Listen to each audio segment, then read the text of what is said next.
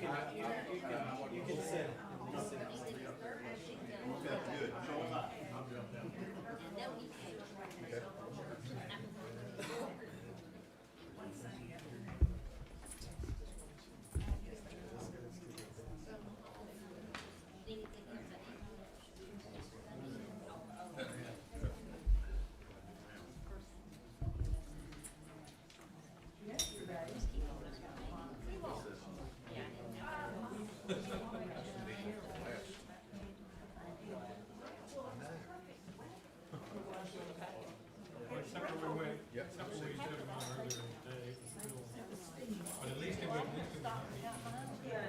All right, guys, I've got 6 o'clock.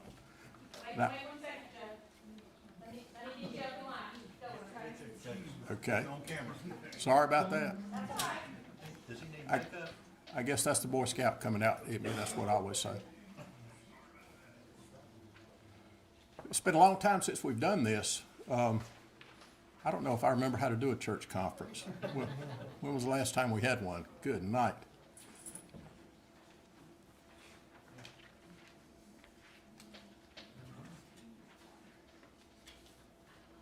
Standing up here, I feel a little bit like Stephen, and I'm not sure if that's good. I guess it is. I don't feel like I deserve to be standing here. Well, thank you everybody for coming. What a crazy year we've had, right? Since the last time we were able to have a church conference. I don't know about you guys, but my life's certainly been turned upside down. But thanks to our staff, we've kept Earl Street on track. And I think this is going to be the beginning of a new beginning. So let's get started. Let's go to the Lord in prayer. Dear Heavenly Father, we do thank you for our church here. We thank you for the staff. We thank you for all the blessings that you've bestowed upon us, Lord. It's so easy sometimes for us to look around and think about how bad we have it as individuals, but Lord, we know there's always others worse, and we just thank you for all that you do for us. These things we ask in your name. Amen. Okay, I think there were copies of the last church conference we had back there. If everybody got a copy of those, I don't know if there's any questions. I don't know if there's any need to go over any of that or not.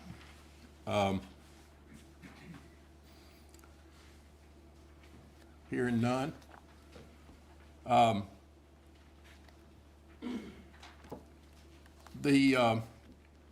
Moving right along on this, the membership change. I think if you look at that, the additions, the thing that strikes me the most is the profession of faith request that we've had for baptism.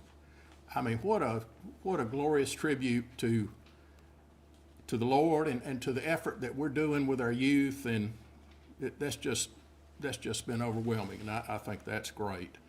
I don't know that there's any need for us to go over these name by names. I think the other ones that struck me were the deaths. If we look down that list, I know each and every one of you knows some of those people personally. I know I did. A lot of the families were touched. I think that we need to be in prayer for the families of those folks. And, you know, the first couple of months when somebody passes, they get a lot of attention. And then a year later, sometimes we sort of forget about them. And that's kind of when it starts to hit home. I know for me, it's been years ago, but when my mother passed, I'd catch myself driving. I think, well, I'll run by and see Mom. Well, no, I won't. So let's keep these folks in our prayers, and if you're out and about or have a few minutes, give the family a call and just make sure they're doing well. Okay, any questions about any of the additions or transfers or anything? Okay. All right, our financial report from Russell Young.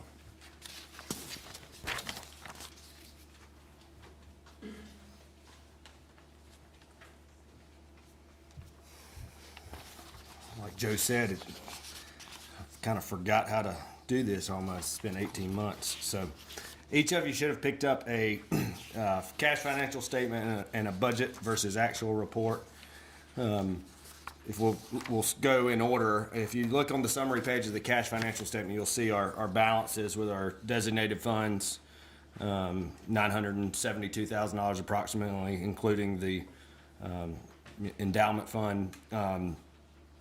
We do have $36,000 approximately into the capital campaign fund. We have been spending from that fund already, but we have received some generous contributions to that account as well. So obviously we've been spending because the progress that's been made upstairs.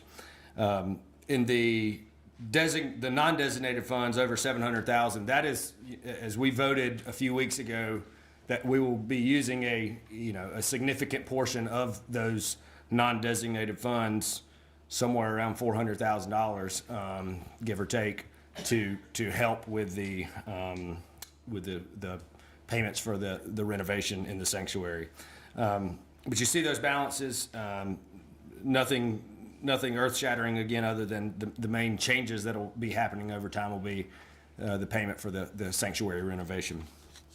But these are all still extremely healthy and just really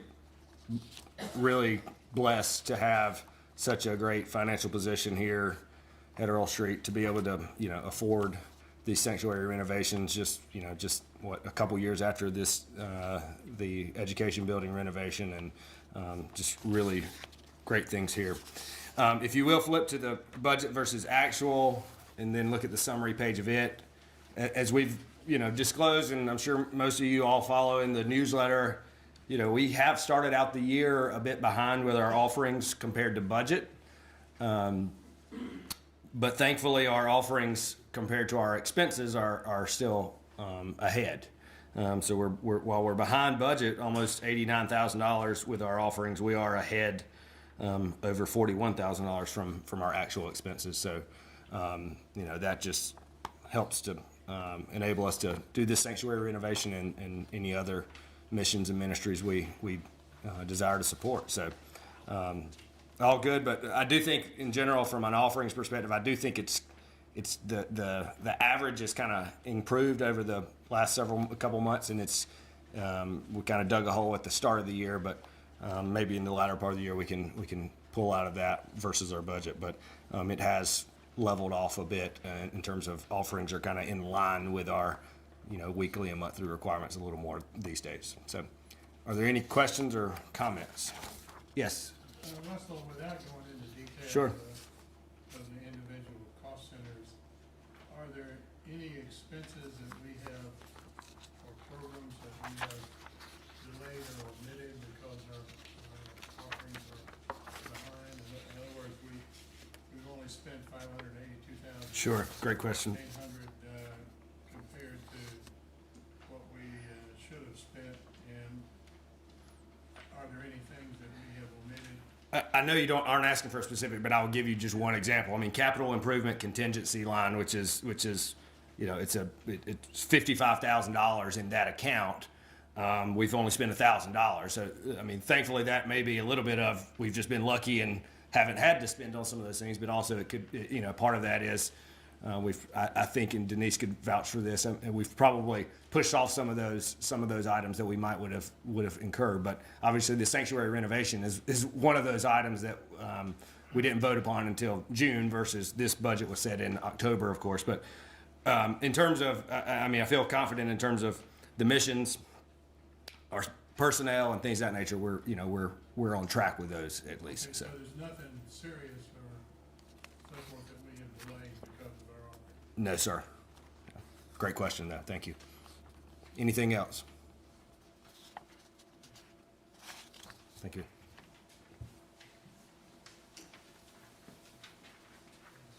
Thank you, Russell. I think if you get around Russell, you need to pat him on the back. He not only serves as a deacon in raising 2 young girls, but he's got the glorious job of being our treasurer.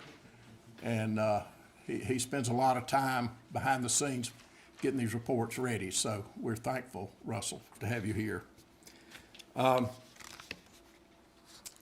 is there any other old business, any old business at all that we need to talk about? There's nothing on the agenda. I don't know if there's anything pending. I personally don't know of anything. All right, new business. We're going to ask Mr. Knox Boggs if he'll come up and talk to us about the 21-22 nominating committee report.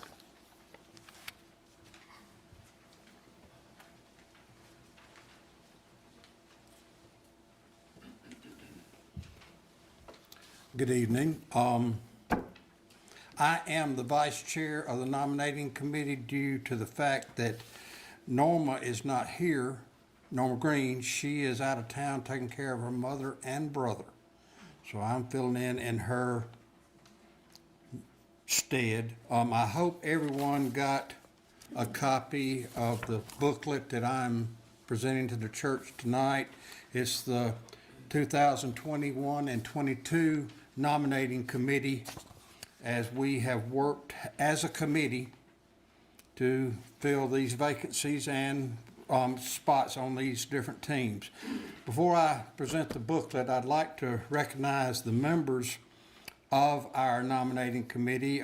Besides myself and Norma, we have David Dahlhaus, Meredith Smith, Jennifer Bloom, and Keith Merck. I think Keith's the only one here besides myself tonight. Oh, David Dahlhaus, I see you now. These people have done yeoman work. We got this book out, and this is 2 years in a row we've had a problem getting this thing out. So,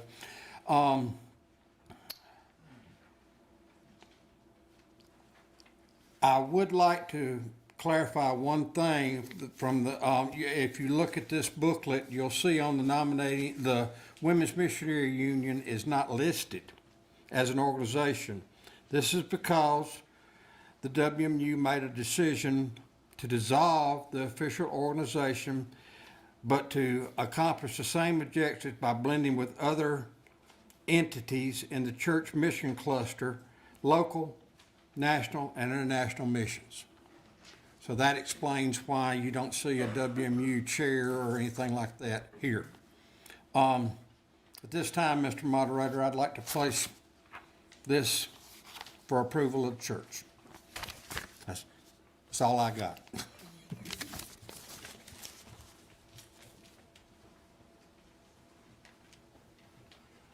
Right, thank you, Knox. I know the work that these guys have put into it, and we need to thank them, but I want to speak on their spouses. My wife was on that committee for several years. We need to think about their spouses, because these people that are on that committee spend a lot of time making phone calls and being away. So that they did a great job, and Knox, we appreciate the report.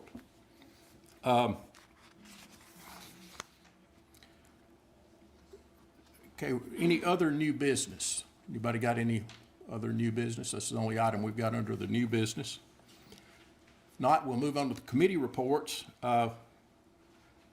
David Newton, if you would come forward, please, and talk to us about the Strategic Planning Committee.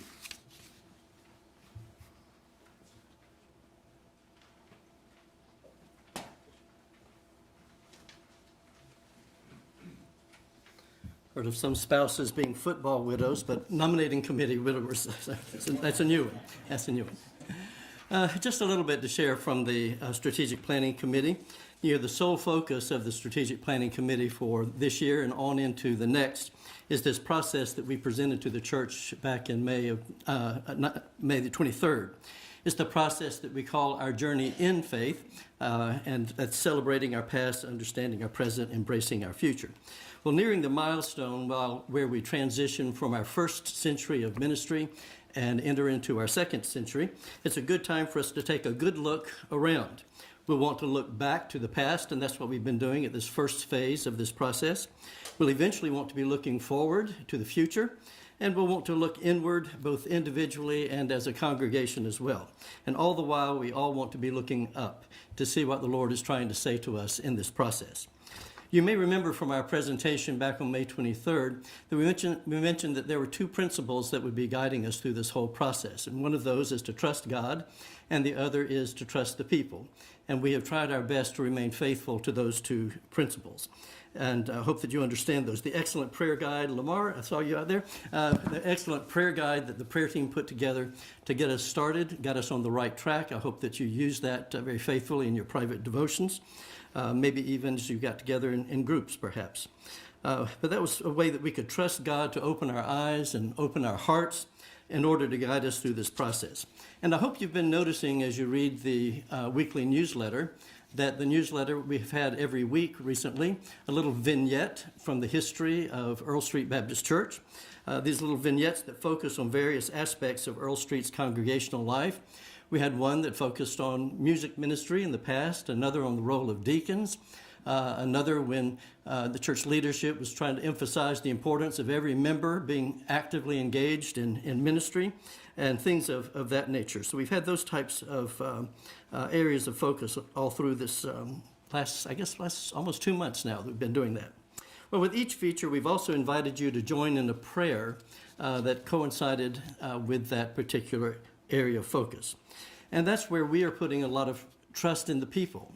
We are trusting you guys to be faithful in praying alongside us for this, because if we don't have that, then this is just an exercise. But if we are all praying together and seeking God's guidance and His direction in our lives, then we can look for some good things to come from this. Last week's newsletter offered a survey, a link to a survey, and hard copies were available. Some went out in the Sunday school classes this past Sunday, I understand.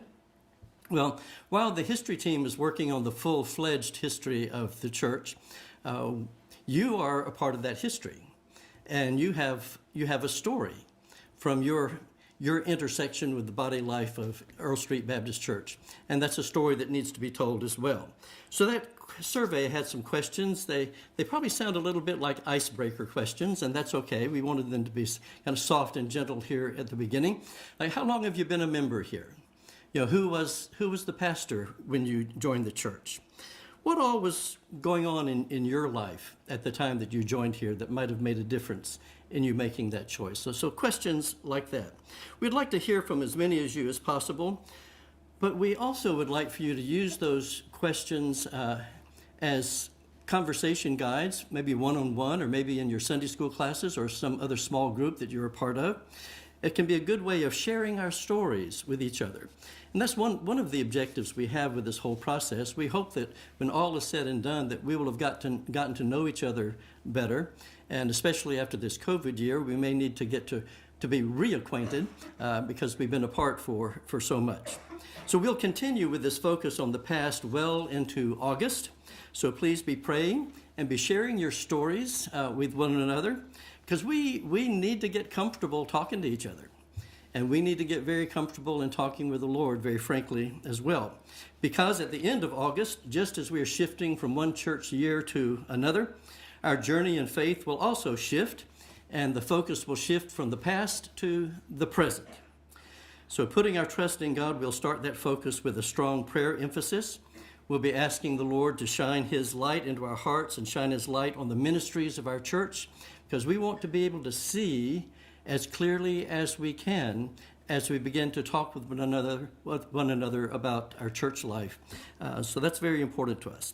And then after we have spent some time with the Lord in prayer, we will trust each other even further by asking and answering some questions that will go a lot deeper than any of these questions that we've asked before. So things will ratchet up a little bit in the next cycle. Now, I know I'm showing my age here, but some others of you may remember Ed Koch. I don't know if that name rings a bell or not. He was the mayor of New York City during the 1970s and 80s. Well, he had a signature question that he would ask people as he went about town. Anybody, everybody, he'd ask the same question. And that question was, how am I doing? He wanted people to tell him how he's doing. Well, that's pretty straightforward and simple as a question. But it's easy to ask that question. It may be a little bit more involved to answer that question. But that's exactly what we're going to try to do as we shift our focus to the present. How are we doing? We have that survey ready, and we're kind of excited to roll it out. We'd like to do it today, but we haven't prayed enough yet, so we'll have to do that first. And that survey will be our first opportunity for some real substantive feedback, and that's what we're looking for. And that's when we'll begin to develop a snapshot of how Earl Street Baptist Church is doing, what direction are we taking now, what direction should we be taking if it's something different. But we need to hear what the Lord is saying to our hearts first before we answer any questions. Ask the Lord, and some of the prayer guides that we'll be putting out will be helping you to focus on asking the Lord to speak to your hearts about these subjects.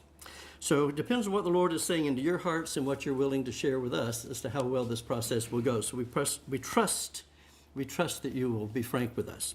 So a few more weeks of celebrating the past, and then we will shift into a higher gear as we combine hearts and voices to answer that question of how are we doing? Just as a reminder, our committee is made up of Ed Hogan, sitting back there, and Mark Plaster, Sharon Yuki, Bruce Schoonmaker, Gray Register, and myself. And based on your action just a few moments ago, Libby Young will be joining the committee with the start of the new year.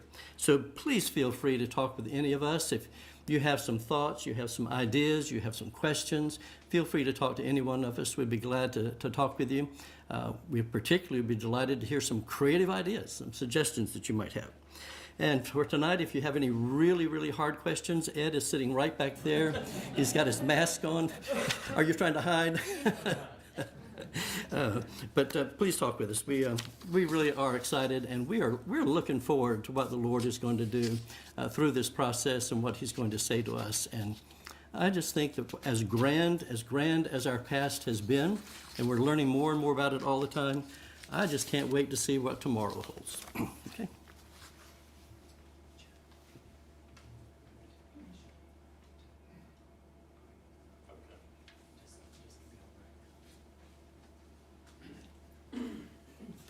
Okay,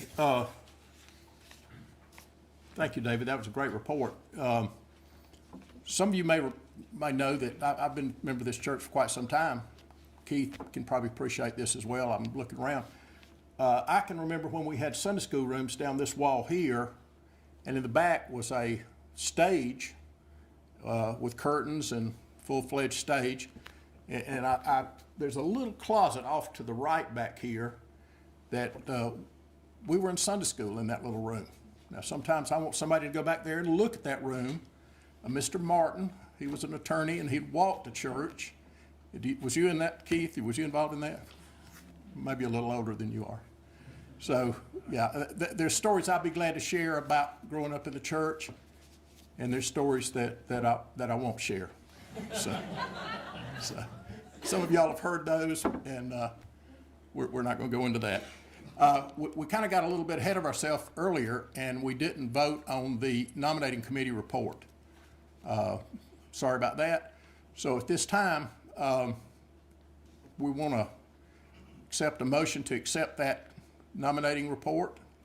I move we accept it. Is there a second? Okay, okay, is somebody recording this? Vicki, are you? Okay.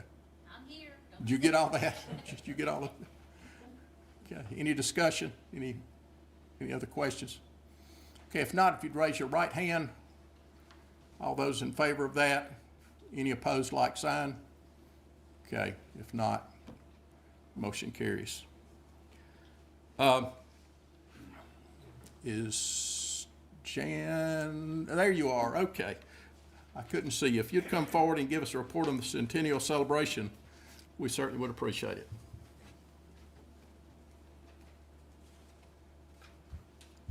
Well, it's difficult to follow David. He's really put together and knows what he's saying. But we want to give you just a little hint about what we're going to do for the centennial celebration. That does begin Sunday, August 29th, and it concludes the weekend of August 21st of 2022. Throughout the year, we'll be looking at the significant milestones that led some people to step out on faith and start a church here in the Earl Street area. We also want people to start thinking about memories, like Joe just said, some memories that about the church that make it personal, that are personal to you, that are could make the whole thing more personal. We're going to have a way for people to not be interviewed in the same way they're doing, but be able to. We're going to record these memories and make an oral history, so that this is something we can leave for the generations that come to follow us. It's been such a gift looking at all the history stuff that's been left behind for us. Somebody had a true vision to leave that much stuff. So we want to do that as well. We hope to reconnect with some of the families, the descendants of some of the early members of the church, and Keith is supposed to be helping us with that. I'm a relatively new member, so we're going to be depending upon some of you that might know some of these people, know a grandchild or something else, and can help us find some of them so that they can help us in this celebration.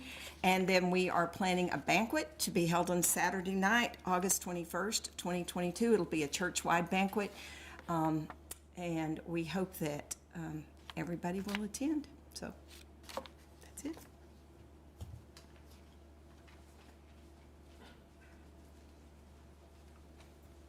Thanks, Jan. And again, we say that, I guess, for everybody that's been coming up here, but what a great job they're doing. Behind the scenes, there's a lot of work to put all this together, and for months and months and months, they've been working on this, and will continue. So, great job there. Now, if David would come forward, David Clyburn on our Property and Grounds Committee, if you come forward and talk to us about what's going on. No tomatoes to be thrown at David.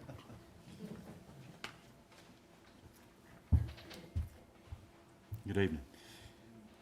I'm standing up here with a big smile on my face. I've joined the church about 15 years ago and immediately got involved in the properties and grounds, and from day one, the ceiling's been falling in the sanctuary.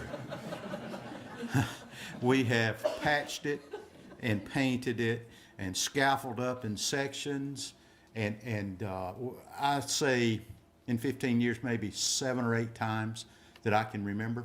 And we'd do a little splotch here and a little splotch there. About 5 years into it, we determined we had a defective roof, and we replaced the roof. And now that we have no water problems, it's certainly time to address the ceiling. And of course, that's really what's driven, as much as anything, this refresh for the sanctuary.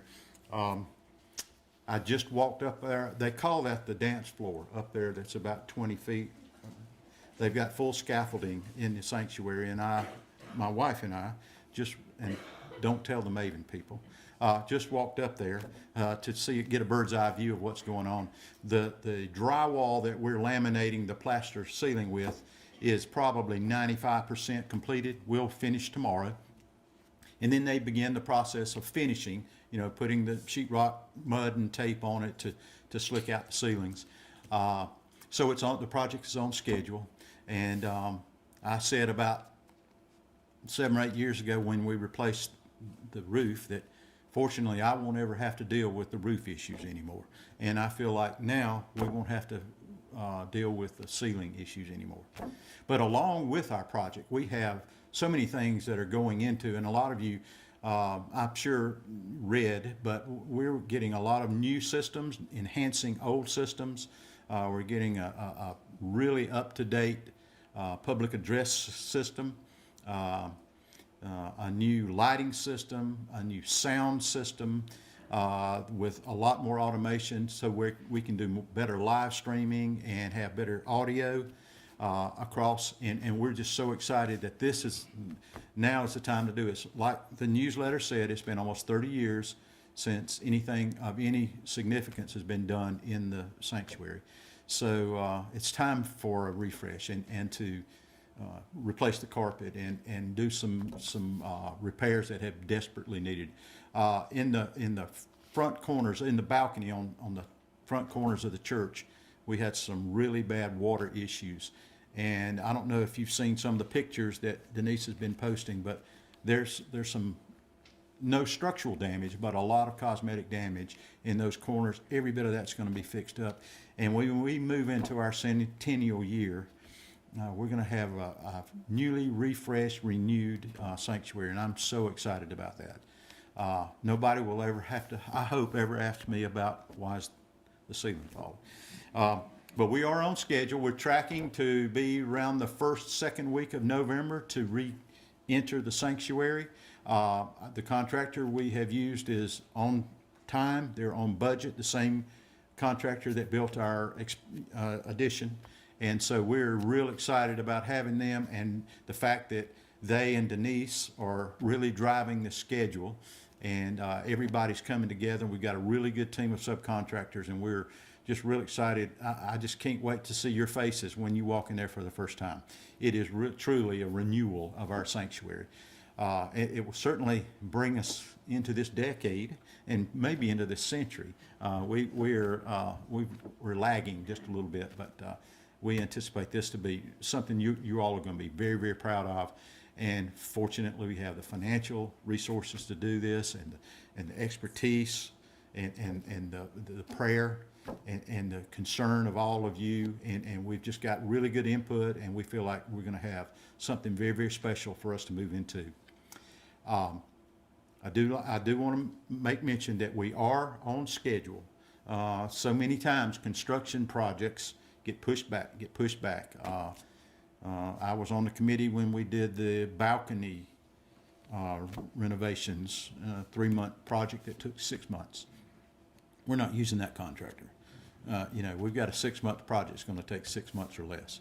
So we're off to a good start. Everything is tracking. We have a couple little issues, but nothing that we don't think we can work through, and we don't anticipate any delays in the completion. Anybody have any questions? Oh, one thing for Knox and his committee.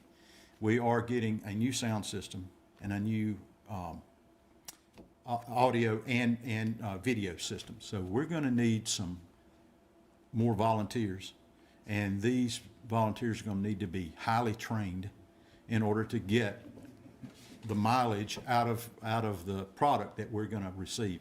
It's not going to be somebody go up there and turn up a dial, or somebody aim a camera. It's going to be a lot more elaborate than that. So we need teenagers. Yeah, that's right. Yeah, grandchildren. Bring your grandchildren in here. They'll be able to do that. So, yeah. So, and there is going to be a need, on the nominating committee for somebody to. It's going to be a much bigger commitment, technically, and there's going to be a lot of training involved. But we're so excited of what it's going to do and what it can do. So, that's all I have.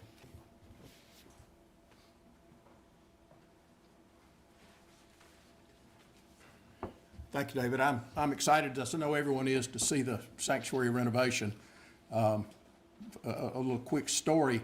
I can remember when all of this furniture, the pews and everything, was a real dark color. Does anybody remember that before they were refinished years ago? Keith, do you remember? All the pews were real dark.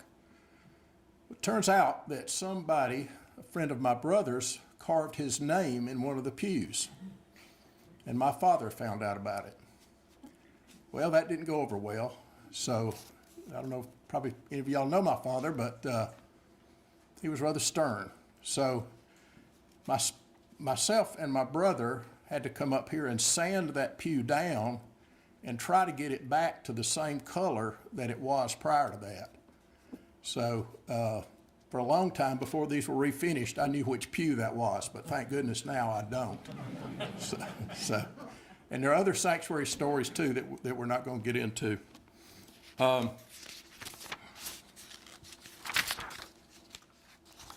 think we're down to Stephen. Am I missing anything here? I can get ahead of myself here. The only thing I want to say that this has been a tough year, and like I said, I really appreciate the staff for everything they've done. Sometimes when I think I've got things really bad and things going on, have you ever just gone to the Bible, and is there a book of the Bible where somebody has had a really tough time? Can y'all think of anybody in the Bible that's had a really tough time? Go to Job and just read through some of that. It really makes me sometimes appreciate what I do have and the the things that the Lord has provided.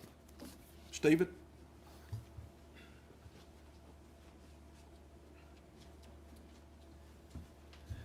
I have quite a bit to say, but I will try to say it quickly. Excuse me. I got a very encouraging text from Carly last night and then talked to her this morning. Our children who are away at camp this week and the adults who are with them are having a really great time at camp. But the exciting news is that 3 of our children have made professions of faith at camp, and we are so excited about planning another baptism very soon, probably in Lucy's swimming pool again, which has become our temporary baptistry during the summer. But that's just wonderful news and just another reminder of how important it is for us to invest in the preschool and children's ministries of our church. I want to call your attention to the calendar of events that is listed on your agenda. Starting in August, we really are going to be gearing up for a new church year, which means a lot of orientation meetings for committees and teams to kind of get reorganized and regrouped after a year of not being together as much. So if you're on one of those committees or would like to be on one of those teams, watch the newsletter for the appropriate orientation meetings. Vacation Bible School will be coming up in just a couple of weeks, August the 1st through the 5th.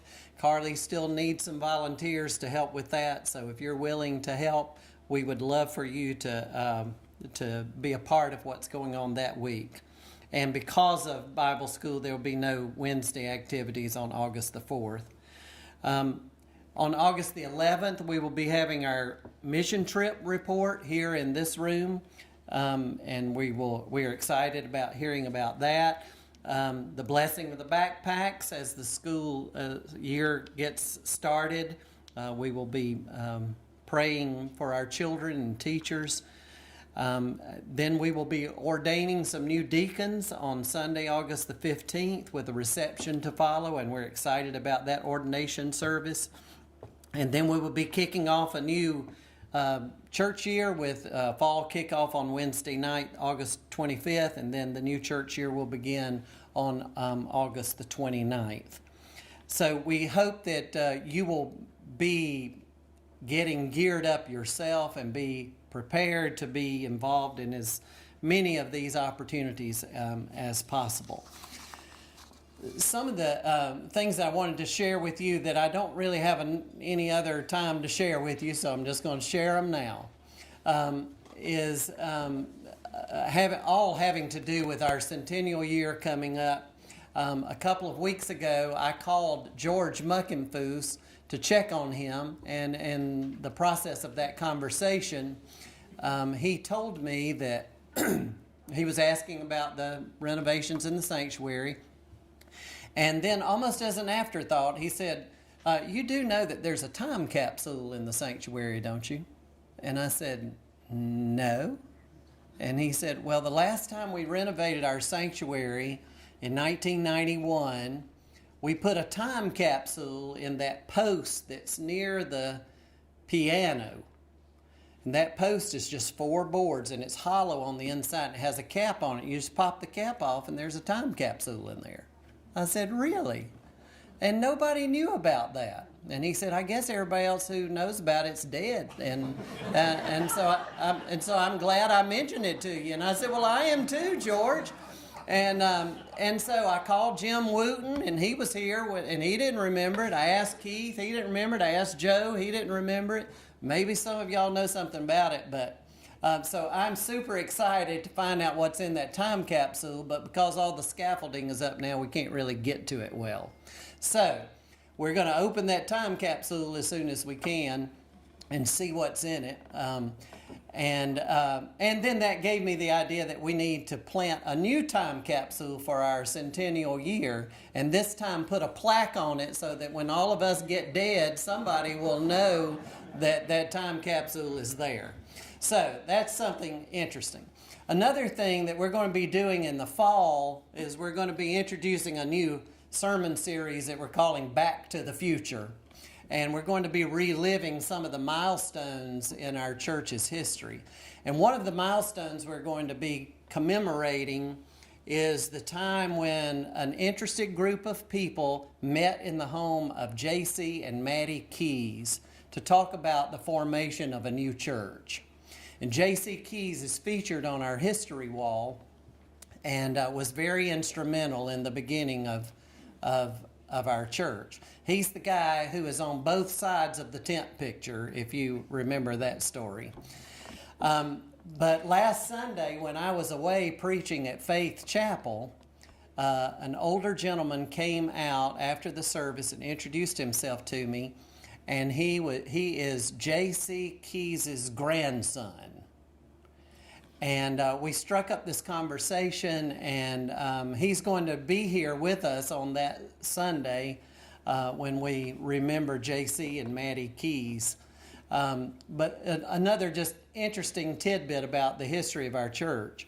And the more we get into this history, the more fascinating it is. I mean, it is so exciting and fascinating and interesting. Just this week, our history team has completed the first draft of the history book. That will be a history of the first 100 years of Earl Street Baptist Church. So it's going to be edited and revised and then formatted and designed and published eventually. But we're that far into the process of getting that book ready, and so we're excited about that too. A lot of things going on as we remember to celebrate our past, but also as we look forward to our future. And we're so excited that we'll have a new sanctuary, a new spiritual home to welcome our former members and new members for the years to come. And we do pray and hope and believe and trust that our best years are still ahead of us. Now, one other thing I wanted to say, and that is that, as you know, we are still in the process of kind of rebuilding after a most unusual and trying year. And so what I want to ask you to do is to think for just a moment right now, in this moment. Think about someone you have not seen in over a year in our church. There are plenty of them. Think of just one. Think of just one person you have not seen. And then contact that person and let that person know that you're thinking about them and you miss them. It's really, really hard to think about people you don't see. You think about the people you do see who are right in front of you. But I want you to spend some time tonight and in the days to come thinking about some people you haven't seen, and reach out to them and let them know that you miss them, because we need to rebuild. And every pastor I've talked to is saying the same thing. It's not unique to our church at all, but ask God to put somebody's name on your mind, somebody's face in your heart, and then reach out to that person and let them know that you miss them. Let's bow together for prayer.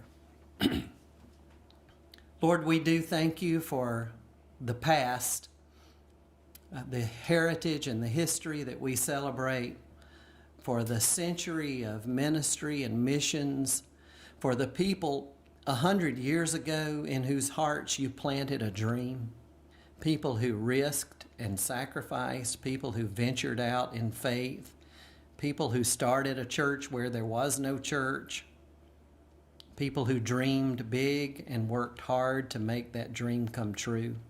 We owe them so much.